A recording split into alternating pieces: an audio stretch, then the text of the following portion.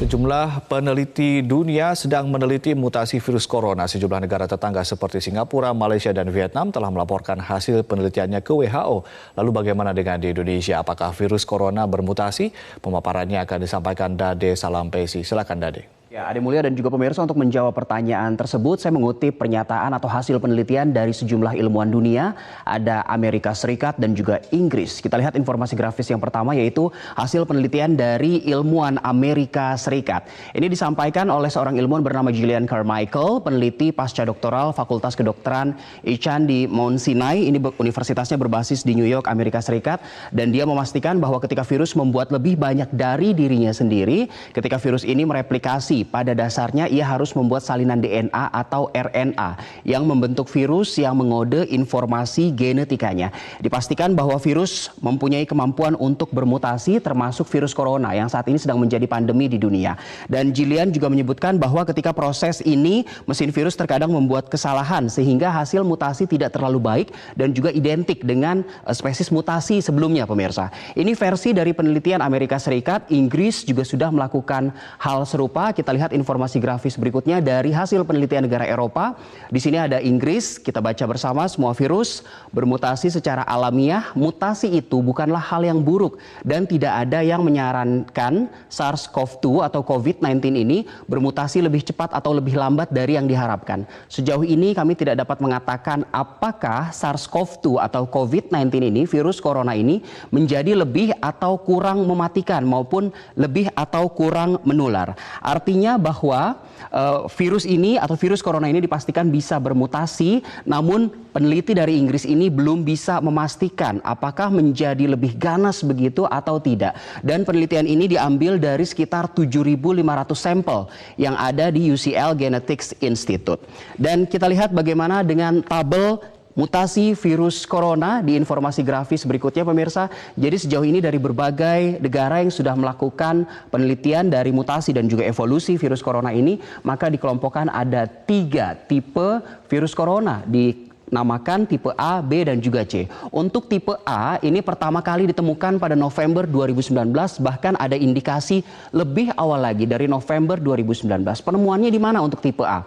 Tipe A ditemukan di Tiongkok, khususnya di Yunan saja. Dan faktanya untuk tipe A ini jarang ditemukan di Tiongkok, khusus di Yunan saja. Dan tipe A ini juga ditemukan di Australia dan juga di berbagai negara bagian Amerika Serikat kecuali New York, pemirsa. Dan tipe A ini adalah virus corona tipe A yang menjangkiti 2/3 kasus positif corona di Amerika Serikat. Karakteristiknya ini adalah tipe A adalah yang paling awal dan melompat dari kelelawar serta sebagai inangnya lalu ke manusia. Proses perpindahan ini disebut zoonosis, perpindahan virus dari binatang ke manusia disebut zoonosis. Sementara untuk tipe B ini adalah epicenter awal yang lokasi penemuannya berada di Wuhan, Provinsi Hubei, Tiongkok.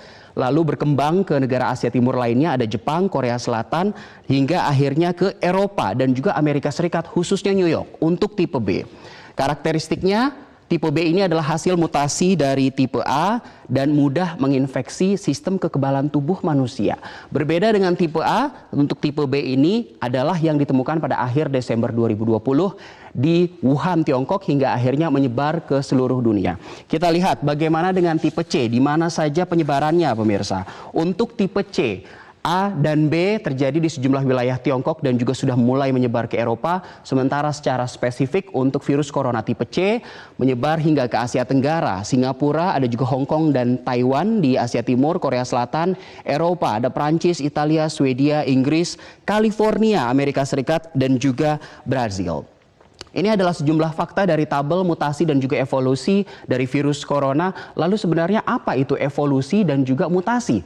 Kita lihat informasi grafis berikutnya. Ini adalah hasil pemaparan dari sejumlah ahli. Saya akan membacakan definisinya saja, yaitu kalau evolusi perubahan pada sifat-sifat terwariskan suatu populasi organis dari satu generasi ke generasi berikutnya. Dan evolusi ini biasanya disebabkan oleh kombinasi 3 proses utama, yaitu variasi, reproduksi dari virus itu sendiri, dan juga proses seleksi alamiah. Seperti yang disampaikan oleh ilmuwan dari Amerika tadi, bahwa proses mutasi dari virus corona ini berlangsung secara alami, pemirsa.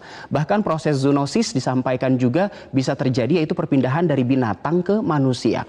Sementara kalau mutasi adalah perubahan yang terjadi pada bahan genetik baik DNA maupun RNA, baik pada taraf urutan gen atau mutasi titik maupun pada taraf kromosom. Sekarang kita lihat lebih detail lagi bagaimana dengan sifat virus corona ini setelah bermutasi dengan 3 tipe tadi dan menyebar ke seluruh dunia. Kita lihat informasi grafis berikutnya, yaitu tentang sifat virus. Secara khusus adalah virus corona. Jadi umumnya virus ini berukuran kecil dalam skala atau dalam bentuk nanometer, pemirsa. Ada juga yang berukuran besar, ini pengecualian, dan sifatnya tidak dapat hidup di luar sel inang dalam waktu yang lama. Artinya virus ini bersifat parasit atau dia menumpang hidup pada inangnya. Contoh kasusnya kasus virus SARS pada tahun 2002, dari virus kelelawar pindah ke musang, lalu ke manusia seperti sekarang. SARS-CoV-2 atau COVID-19 sifatnya juga sama, pemirsa, artinya seperti itu.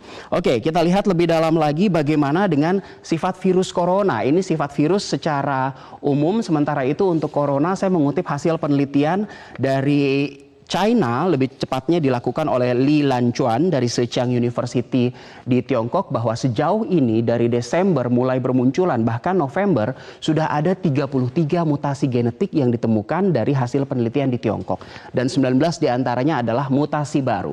Kita baca hasilnya, bahwa riset dilakukan dengan menganalisis strain virus yang diisolasi dari 11 pasien COVID-19 dipilih acak dari Hangzhou, Provinsi Zhejiang. Kemudian diuji seberapa efisien virus dapat menginfeksi dan membunuh sel, pemirsa. Dan faktanya juga bahwa di Asia Timur ternyata meliputi Tiongkok, Jepang, Korea Utara, Korea Selatan, Hong Kong, dan juga Makau, mutasi virus ini lebih lambat. Berbeda dengan daerah-daerah lainnya atau negara-negara lainnya di dunia yang sifatnya mutasi virus berlangsung lebih cepat. Lalu bagaimana dengan mutasi virus corona di Indonesia, pemirsa?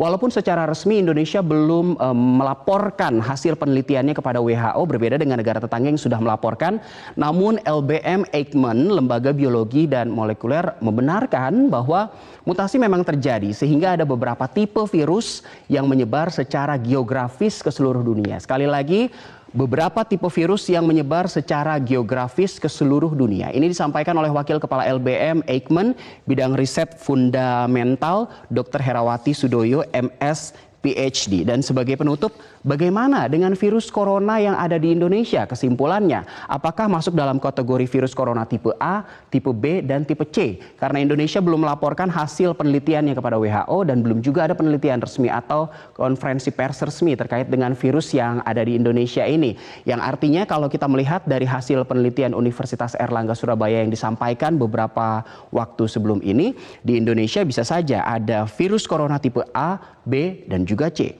Kita tunggu keterangan resminya. Saya kembalikan ke Ade Mulya. Baik, terima kasih Dade Salampesi atas paparan datanya.